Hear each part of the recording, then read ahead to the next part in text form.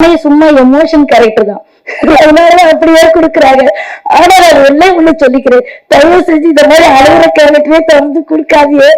எல்லாரும் உத்தர குத்தினாங்க, தீபாக்கால ஒரு அழுகுறதுக்கு தான் லாய்க்கு அப்படின்னு சொல்லிட்டு அதையும் தாண்டி நான் வந்து நகைச்சுவை கதாபாத்திரங்கள்லாம் பண்ணணும்னு ஆசைப்படுறேன். என்னமோ தெரியல, உடனே வந்து ஒரு எமோஷனல் கேரக்டரா கூப்பிடு தீபாக்காம அப்படின்னு எல்லாரும் நினைக்கிறாங்க.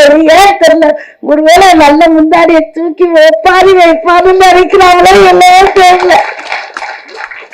பொதுவாக நம் குடும்ப உறவுகளில் பெரியம்மா, சின்னம்மா, சித்தப்பா, அத்தை, மாமா என்று உறவுகளின் அடர்த்தி குறைந்து சொத்திற்கு சொந்தங்களை தொலைக்கும் காலகட்டமாகிவிட்டது. இப்போது பெரிதாகிவிட்டது. கூட்டு குடும்பங்கள் சிதைந்து ஆளுக்கு ஒரு திசையாக பிரிந்து போகின்றனர். வீராய மக்கள் கதையும் உணர்வு பூர்வமாக இருக்கும். ஐயா வேல ராமமூர்த்தி தீபா காம்பினேஷன் நாமும் பார்க்க காத்திருக்கிறோம். இப்போது கதையின் பாத்திரமாக தன்னை மாற்றிக்கொள்ளும் கதையின் நாயகியாக தீபா சங்கர் அவர்களை உங்கள் முன் பேச அழைக்கிறோம்.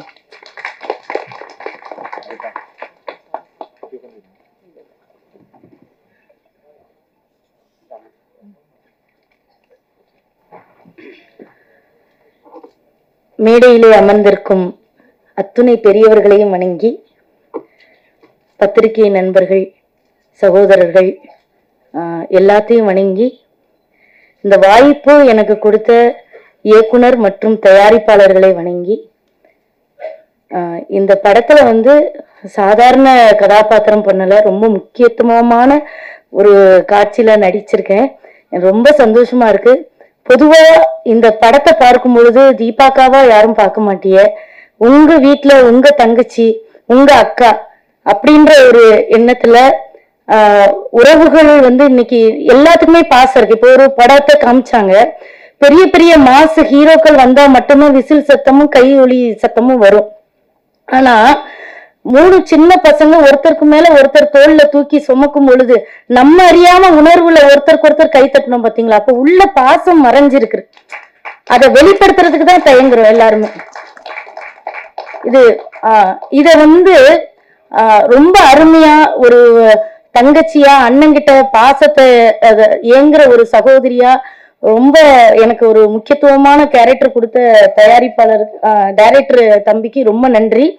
ஒருத்தர் வந்து ஒரு காட்சியை சொல்லும் பொழுது அவரு எவ்வளவு ரசிச்சாரோ அதைதான் நம்மளுக்கு வந்து பிம்பமா கொடுக்க முடியும். அவருடைய வசனங்கள் வந்து உண்மையிலே சொல்றேன், இன்னைக்கு சினிமாவுல இப்படி நம்மளுடைய மனசை தொடுற மாதிரி வரிகள் எழுதுறதுக்கு ரொம்ப கம்மியான இருக்காங்கன்னு தான் நினைக்கிறேன். ஏன்னா அவரு கிராமத்திலே வளர்ந்ததுனால அந்த கிராமத்தோட உணர்வை அழகா சொல்லியிருக்கிறார்.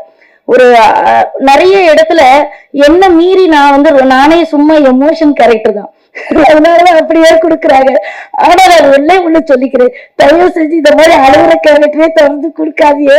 எல்லாரும் உத்தர குத்தினாங்க, தீபாக்கால ஒரு அழுகுறதுக்கு தான் லாய்க்கு அப்படின்னு சொல்லிட்டு அதையும் தாண்டி நான் வந்து நகைச்சுவை கதாபாத்திரங்கள்லாம் பண்ணணும்னு ஆசைப்படுறேன். என்னமோ தெரியல, உடனே வந்து ஒரு எமோஷனல் கேரக்டரா கூப்பிடு தீபாக்காம அப்படின்னு எல்லாரும் நினைக்கிறாங்க. ஏன் தெரியல, ஒருவேளை நல்ல முந்தாடியை தூக்கி வைப்பாருன்னு நினைக்கிறாங்களோ எல்லாம் தெரியல. ஆனா இதுல ஒவ்வொரு கதாபாத்திரங்களும் நடிக்கும் பொழுது ரொம்ப தம்பி எனக்கு வந்து மருமகனோட நடிக்கும் போதும் சரி, எங்க அண்ணன் கூட நடிக்கும் போதும் சரி, எனக்கு இப்ப ஒரு அண்ணன் இல்லைன்றது கொஞ்சம் வருத்தமா தான் இருக்கு. உண்மையில அந்த மாறி மாறி ஒரு சீன் நடிச்சோம் நாங்க, அது என்னால மறக்கவே முடியாது. அந்த ரொம்ப அழுத்தமான ஒரு கதையை வந்து இந்த படத்துல சொல்லியிருக்கிறாங்க. எல்லாரும் ஆங்கிலத்துல தேங்க்யூன்னு சொன்னாங்க. அக்கா வந்து நன்றின்னு தமிழ்ல சொல்றேன். ஏன்னா தமிழ்ல ரொம்ப அழகான ஒண்ணு சொல்லிட்டு முடிச்சுக்கிறேன். இந்த இம்மன்னா அப்படின்ற ஒரு வார்த்தை இருக்கு. இந்த இம்மன்னா உயர்வு சிறப்புண்மை, இழிவு சிறப்புண்மை. அதாவது எங்கள் வீட்டில் ஜனாதிபதியும் சாப்பிட்டார் அப்படின்னா அது உயர்வு சிறப்புண்மை. எங்கள் வீட்டு நான் செஞ்ச சாப்பாடை என் பையன் சொல்றேன், எங்க அம்மா செஞ்ச சாப்பாட்டை நாயும் திங்காது அப்படின்னா அது இழிவு சிறப்புண்மை.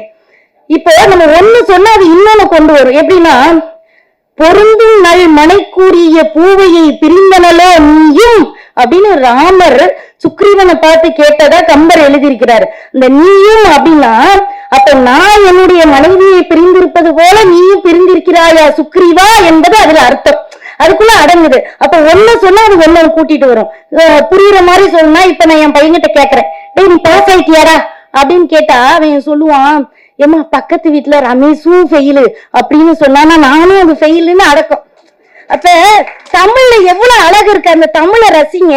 தமிழ்ல இந்த இம்மனன்ற ஒரு வார்த்தை இத்தனை விஷயங்களை சொல்லுனா ஒன்னொன்னு எடுத்து பாருங்க, எத்தனை விஷயங்கள். ஒரு நாளடியார்ல ஒண்ணு சொல்லிக்கிறேன். காக்கா கறி சமைத்து கருவாடு மென்று தின்பர் செய்வர்.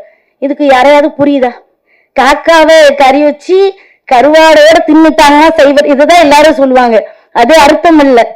காக்கா அப்படின்னா கால் பாகம் காய்கறிய வேக வச்சு அந்த உயிர் சத்து செத்து போகாம அந்த காலத்துல சாப்பிட்டு வந்தாங்க, ரொம்ப நாள் உயிர் வாழ்ந்தாங்கன்னு அதுல அடக்கும். இது போலதான் நிறைய மறக்கப்படுது, மறைக்கப்படுது, அது ஏனே தெரியல. உள்ள போய் பாத்தீங்கன்னா தமிழ் அவ்வளவு அழகா இருக்கும், நம்மளுடைய சொந்தங்கள் அவ்வளவு அழகா இருக்கும். தென் மாவட்டத்துல இப்பவும் சொல்றேன்க்கா, நான் இந்த இதை மட்டும் ஒரு முக்கியமான விஷயம் சொல்லிட்டு போயிடுறேன்.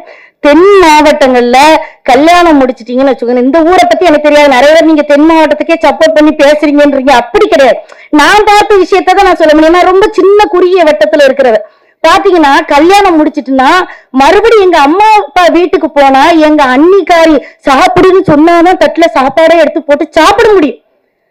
இன்னைக்கு அப்படி நிலைகள் இருக்காது, ஏனே தெரியல. எல்லாம் வந்த உடனே இன்னைக்கு பிரிஞ்சு போயிடுறாங்க. சொல்லி கொடுக்கும் போதே, இப்ப என் வயசுல இருக்கிறவங்க இப்ப கல்யாணம் முடிக்கிற பொண்ணு இருந்தா சொல்லும் போதே கல்யாணம் முடிச்சோன்னு தனி கொடுத்தனும் போயிடணும்ன்றா. அது ஏனே தெரியல. தனியா நின்னா பனைமரம் பலனே கொடுக்காது. இப்போ பனைமரத்தை பலனை பத்தி நம்ம எவ்வளவோ பேசுறோம், அது மேல இருந்து கீழே வரை எல்லாமே பலன் கொடுக்கணும். அப்ப உறவுகளோடு இருந்தாதான் அந்த பனைமரம் கூட பயன்படும். அப்ப நம்ம பயன்படணும்னு நினைக்கிறோமா, பயன்படாத வெறும் மரமாக செத்து போகணும்னு நினைக்கிறோமா அப்படின்னு யோசித்தா, இன்னைக்கு போய் இந்த உறவுகளோட சேர்ந்து எல்லாரும் பேசுங்க, பழகுங்க, சிரியுங்க. தாத்தாட்ட பேசுங்க, அங்க ஏதாவது கிடைக்கும். பாட்டிக்கிட்ட பேசுங்க, அங்க ஏதாவது கிடைக்கும். ஏதாவது அந்த அன்பை நீங்க அனுபவிச்சிட்டீன்னு வச்சுக்கீங்களேன், அந்த அன்பை தாண்டி இந்த உலகத்துல எதுவுமே கிடையாது. அது எதுவா வேணாலும் இருக்கலாம். நீங்க வயசு முதிர்ந்துட்டுனா நோய்கள் வர்றதுக்கு காரணமே அன்பு இல்லாத ஒரே ஏக்கம் நாங்க. அதை நிறைய பேர் ஒத்துக்கவே மாட்டேங்கிறீங்க. அது தங்கச்சி மூலமா கிடைக்கலாம், காதலி மூலமா கிடைக்கலாம், பொண்டாட்டி மூலம் கிடைக்கலாம், யார் மூலமாவது அந்த அன்பு கிடைச்சிச்சுன்னு வச்சுக்கோங்களேன், நம்ம நோய் நொடி இல்லாம ரொம்ப சந்தோஷமா இருப்போம். தயவு செஞ்சு உறவுகளை பக்கத்துல வச்சுக்காங்க, வெறுக்காதீர்கள். இந்த உறவுகள் நம்மளுக்கு கொடுக்கிற பலன் ரொம்ப அதிகம் என்று சொல்லி வாய்ப்பிற்கு நன்றி வழங்கி விடைபெறுகிறேன். நன்றி, வணக்கம்.